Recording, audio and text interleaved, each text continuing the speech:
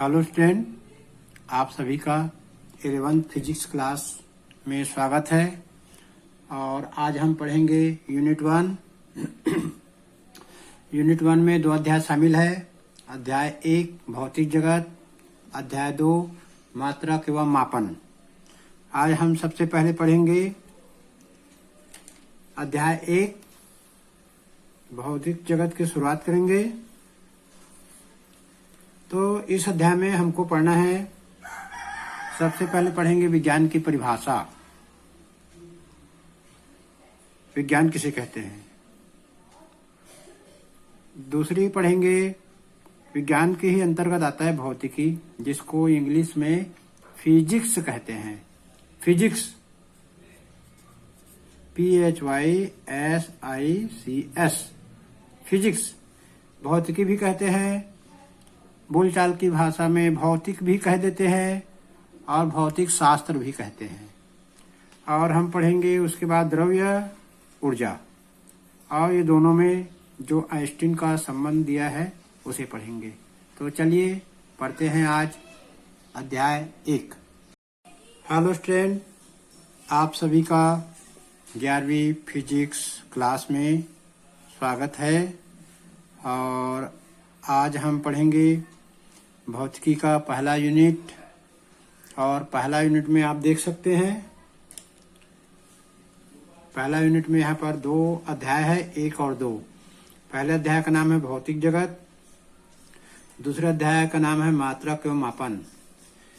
छत्तीसगढ़ माध्यमिक शिक्षा मंडल रायपुर ने सिलेबस बनाया है और उस सिलेबस के आधार पर ही वार्षिक परीक्षा का प्रश्न पत्र रायपुर से आता है।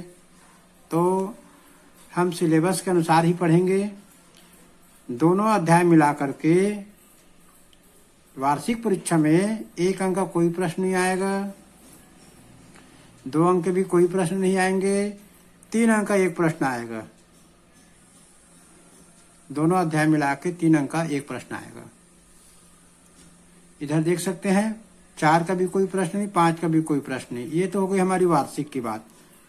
और यदि कभी कभी बदल जाता है कि स्कूल वाले भी पेपर लेंगे, तो फिर हम लोग अपने हिसाब से सेट करेंगे, वो बात की बात है। तो हम इस अध्याय को पढ़ते हैं। इस अध्याय को हम पढ़ेंगे। छत्तीसगढ़ सरकार ने अपना एक किताब निकाला है, SCERT कहते हैं उसका, प्रकाशक का नाम सरकार खुद निकालता है। तो ये सरकार ने हमको सिलेबस बना के दिया है। अध्याय 1 भौतिक जगत नाम है, अध्याय 2 का जो नाम है वो मात्रक और मापन। ये अध्याय 1 और अध्याय 2 दोनों को पढ़ेंगे तो 3 नंबर का हमारा पेपर बनेगा। तो अध्याय 1 में भौतिकी क्या है, भौतिकी का प्रयोजन तथा उत्तेजना, भौतिकी, प्रौद्योगिकी तथा समाज, प्रकृति में मूल बल, भौतिक नियमों की प्रकृति है। अध्याय 2 में भूमिका, मात्रकों की अंतर्राष्ट्रीय प्रणाली, लंबाई का मापन, द्रव्यमान का मापन, समय का मापन। सार्थक अंक, यथार्थता, भौतिक राशियों की विमाएं, विमीय सूत्र और विमीय समीकरण, विमीय विश्लेषण एवं इसके अनुप्रयोग। जो आखिरी के 3 हैं, भौतिक राशियों की विमाएं, विमीय सूत्र और विमीय समीकरण, विमीय विश्लेषण एवं इसके अनुप्रयोग, इन्हीं तीनों से प्रश्न आते हैं 3 नंबर के। बाकी हमको पढ़ना ही रहता है। तो हम लोग आज पढ़ेंगे अध्याय 1 भौतिक जगत। तो आगे हम पढ़ते हैं इकाई 1 भौतिक जगत और मापन। 2 अध्याय है, तो आज हम पढ़ेंगे पहला अध्याय भौतिक जगत। तो भौतिक जगत में हम लोग आज सबसे पहले पढ़ेंगे विज्ञान की परिभाषा। तो विज्ञान की परिभाषा देखिए, यहाँ से देखेंगे, प्रकृति और प्राकृतिक परिघटनाओं के क्रमबद्ध प्रेक्षणों, सुसंगत तर्कों एवं प्रयोगों से प्राप्त सुव्यवस्थित ज्ञान को विज्ञान कहते हैं। प्रकृति और प्राकृतिक परिघटनाओं के क्रमबद्ध प्रेक्षणों, सुसंगत तर्कों एवं प्रयोगों से प्राप्त सुव्यवस्थित ज्ञान को विज्ञान कहते हैं। तर्क और प्रयोग विज्ञान के महत्वपूर्ण औजार होते हैं। अब इसके बाद हम पढ़ेंगे भौतिक की परिभाषा, भौतिक की परिभाषा पढ़ेंगे। यह है भौतिक। भौतिक शब्द की उत्पत्ति ग्रीक शब्द फ्यूसिस से हुई है, जिसका अर्थ है प्रकृति। संस्कृत भी प्राकृतिक के लिए भौतिक शब्द का प्रयोग किया जाता है, इसी से भौतिकी शब्द बना है। अब यहाँ पर भौतिकी का परिभाषा दिया है। भौतिकी विज्ञान की वह शाखा है जिसके अंतर्गत प्रकृति और प्राकृतिक परिघटनाओं का अध्ययन किया जाता है। भौतिकी विज्ञान की वह शाखा है जिसके अंतर्गत भौतिकी विज्ञान की वह शाखा है जिसके अंतर्गत प्रकृति और प्राकृतिक घटनाओं का अध्ययन किया जाता है। एक और भौतिक की परिभाषा दिया है, एक अन्य परिभाषा। भौतिकी विज्ञान की वह शाखा है जिसके अंतर्गत द्रव्य, ऊर्जा और उनकी अंतर क्रियाओं का अध्ययन किया जाता है। भौतिकी की दो परिभाषा है, दोनों परिभाषा को याद रखना है। तो हम लोग यहाँ समझते हैं द्रव्य क्या चीज है। Matter, MATTER। द्रव्य वह पदार्थ है जिसमें द्रव्यमान होता है, जो स्थान घेरता है तथा जिसका अनुभव हम अपनी ज्ञान इंद्रियों से कर सकते हैं, जैसे हवा, पानी, लोहा, लकड़ी इत्यादि। ये सब द्रव्य हैं।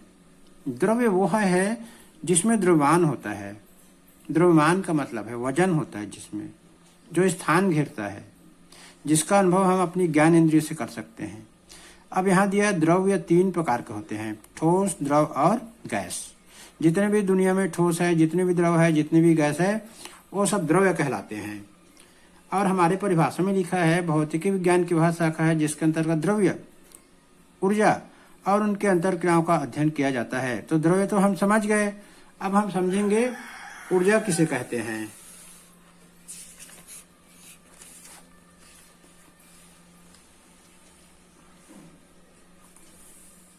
देखिए यहाँ पर ऊर्जा लिखा है, इसमें ना तो द्रव्यमान होता है और ना ही स्थान घेरती है। ऊर्जा जो है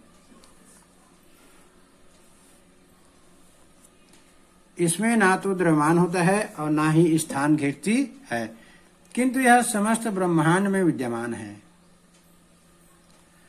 ऊर्जा के कारण ही किसी पदार्थ में कार्य करने की क्षमता उत्पन्न होती है। कार्य करने की क्षमता को ऊर्जा कहते हैं। इसकी परिभाषा हो गई।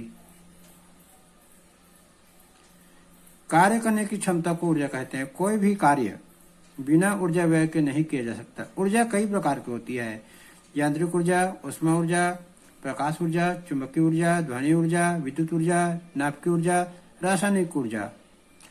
अल्बर्ट आइंस्टीन के अनुसार द्रव्यमान को ऊर्जा में तथा ऊर्जा को द्रव्यमान में निम्न समीकरण के अनुसार परिवर्तित किया जा सकता है, E=mc²। ये आइंस्टीन का समीकरण है। E ऊर्जा है, M द्रव्यमान है, C निर्वात में प्रकाश का वेग है। इसे आइंस्टीन का द्रव्यमान ऊर्जा तुल्यता समीकरण कहते हैं। द्रव्य और ऊर्जा दोनों ही भौतिकी की विषय वस्तु है। हेलो स्टूडेंट, अब हम पढ़ेंगे भौतिक नियमों की प्रकृति, वैज्ञानिक विधि, भौतिकी का कार्यक्षेत्र एवं रोमांच। अब हम यही आज पढ़ेंगे। तो चलिए शुरू करते हैं बिना देर किए। भौतिक नियमों की प्रकृति पढ़ेंगे।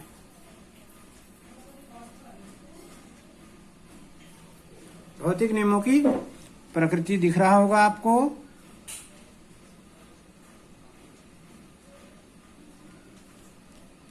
भौतिक नियमों की प्रकृति में पहले दिखाया गया है वैज्ञानिक दृष्टिकोण किसे कहते हैं।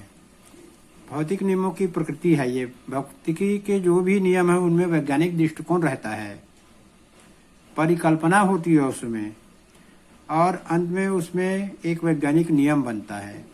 सबसे पहले पढ़ेंगे वैज्ञानिक दृष्टिकोण। तर्क और प्रायोगिक तथ्यों पर आधारित विचारधारा को वैज्ञानिक दृष्टिकोण कहते हैं।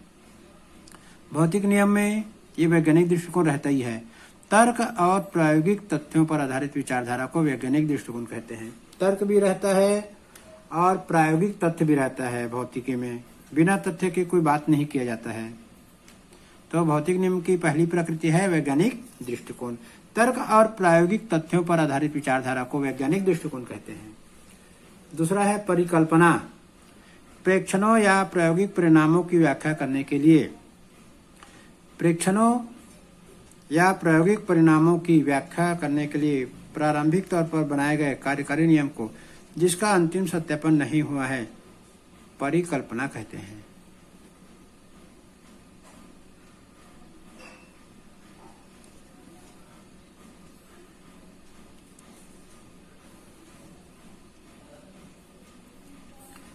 परिकल्पना प्रेक्षणों या प्रायोगिक परिणामों की व्याख्या करने के लिए प्रारंभिक तौर पर बनाए गए कार्यकारी नियम को जिसका अंतिम सत्यापन नहीं हुआ है परिकल्पना कहते हैं। जिनका सत्यापन नहीं हुआ है लेकिन प्रेक्षण और प्रायोगिक परिणाम की व्याख्या के तौर पर बनाए गए जो नियम हैं उन्हें कहते हैं परिकल्पना। अब है वैज्ञानिक नियम। उन सामान्य कथनों को यह बतलाते हैं कि प्रकृति किस प्रकार व्यवहार करती है वैज्ञानिक नियम कहते हैं। उन सामान्य कथनों को जो यह बतलाते हैं कि प्रकृति किस प्रकार व्यवहार करती है वैज्ञानिक नियम कहते हैं। ये नियम प्रकृति एवं प्राकृतिक परिघटनाओं के पुनरावृत्त प्रेक्षणों एवं प्रयोगों से प्राप्त होते हैं। ये नियम प्रकृति एवं प्राकृतिक परिघटनाओं के पुनरावृत्त रिपीटेड प्रेक्षणों एवं प्रयोग से प्राप्त होते हैं। किसी घटना को हम बार बार देखते हैं तो हम उस पर एक अपना थिंकिंग बना लेते हैं, उसको कहते हैं नियम। इसका कोई सिद्धांतिक आधार नहीं होता। दो पिंड एक दूसरे को आकर्षित करते हैं। दो पिंड एक दूसरे को आकर्षित करते हैं। समान आवेशों में प्रतिकर्षण, समान आवेशों में प्रतिकर्षण एवं असमान आवेशों में आकर्षण होता है। यह वैज्ञानिक नियम है। समान आवेशों में प्रतिकर्षण, असमान आवेशों में आकर्षण, ये वैज्ञानिक नियम है। यदि कोई यह प्रश्न करे कि दो पिंड एक दूसरे को आकर्षित क्यों करते हैं, प्रतिकर्षित क्यों नहीं करते, या समान आवेशों में प्रतिकर्षण होता है आकर्षण क्यों नहीं होता, तो इस प्रश्न का सामान्य सही यही उत्तर होगा कि प्रकृति इस प्रकार व्यवहार करती है। तो जो वैज्ञानिक नियम बनता है वो हम किसी घटना को बार बार देखते हैं, उस पर हम प्रेक्षण करते हैं, उस पर हम प्रयोग करते हैं, तो उस घटना के बारे में हम एक नियम बना लेते हैं, एक सोच बना लेते हैं, तो उसको कहते हैं वैज्ञानिक नियम। वैज्ञानिक नियमों को सामान्यतः सूत्रों के रूप में व्यक्त किया जाता है। कई वैज्ञानिक नियम का सूत्र बना हुआ है, जैसे न्यूटन का गुरुत्वाकर्षण नियम का सूत्र है। सभी जानते हैं न्यूटन का गुरुत्वाकर्षण नियम। न्यूटन ने एक पेड़ के नीचे बैठा था, सेब का पेड़ था, फल नीचे गिर गया, तब उसने बताया कि पृथ्वी में आकर्षण बल होता है जिसे गुरुत्वाकर्षण कहते हैं। तो न्यूटन के सार्वत्रिक गुरुत्वाकर्षण का नियम है F=G m1m2/r²। इसको हम आगे चल के अध्याय 8 में पढ़ेंगे। इस सूत्र की हम लोग स्थापना करेंगे। सिद्धांत भौतिक नियमों के व्यवहारों की व्याख्या करने के लिए कुछ सीमित ज्ञान नियमों के पद में बनाई गई परिकल्पना को सिद्धांत कहते हैं। भौतिक निकायों के व्यवहारों की व्याख्या करने के लिए कुछ सीमित ज्ञात नियमों के पदों में बनाई गई परिकल्पना को सिद्धांत कहते हैं। प्रेक्षणों एवं प्रयोगों के आधार पर ही सिद्धांत बनाए जाते हैं। यह प्रयास किया जाता है किसी सिद्धांत की सहायता से अधिक प्रेक्षणों एवं प्रयोगों की सुसंगत व्याख्या हो सके। लेकिन कोई भी सिद्धांत अंतिम नहीं होता, उसमें संशोधन की गुंजाइश रहती है। कई बार ऐसा होता है कि कोई प्रचलित सिद्धांत नए प्रेक्षणों या नए मापनों की व्याख्या नहीं कर पाता, तब उसमें संशोधन आवश्यक हो जाता है। कुछ उदाहरण नीचे दिए जा रहे हैं।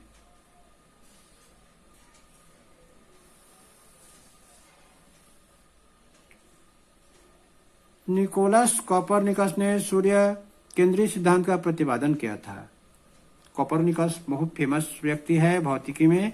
सूर्य केंद्रीय सिद्धांत का प्रतिपादन किया था, जिसके अनुसार सूर्य सौर परिवार के केंद्र पर स्थित है।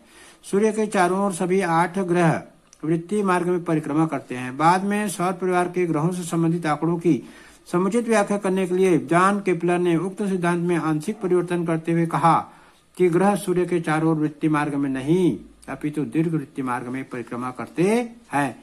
यह सिद्धांत आज भी मान्य है। केपलर ने ग्रहों की गति के संबंधित 3 सिद्धांत दिया है जो आज भी मान्य है। अध्याय 8 में इसको जाके हम पढ़ेंगे।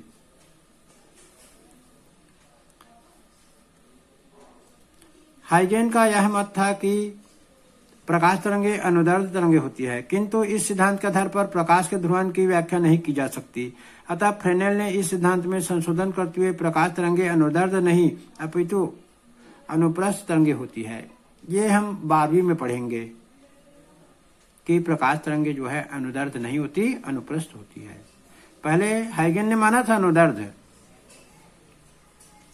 बाद में ध्रुवण की घटना का व्याख्या नहीं कर सका। ध्रुवण के बारे में भी हम 12वीं में ही पढ़ेंगे। प्रकाश से संबंधित परिघटनाओं जैसे व्यतिकरण, विवर्तन, ध्रुवण आदि की व्याख्या प्रकाश के सिद्धांत तरंग सिद्धांत के आधार पर की जा सकती है, किंतु प्रकाश विद्युत प्रभाव की व्याख्या तरंग सिद्धांत के आधार पर नहीं की जा सकती। इसमें भी देखिए, अब व्यतिकरण, विवर्तन, ध्रुवण की व्याख्या हम तरंग सिद्धांत के आधार पर कर सकते हैं, लेकिन प्रकाश विद्युत प्रभाव एक अलग नियम आ गया, इसकी व्याख्या तो तरंग सिद्धांत भी नहीं कर सका। तो एक नया सिद्धांत आया भौतिकी में, पढ़ते हैं नया सिद्धांत।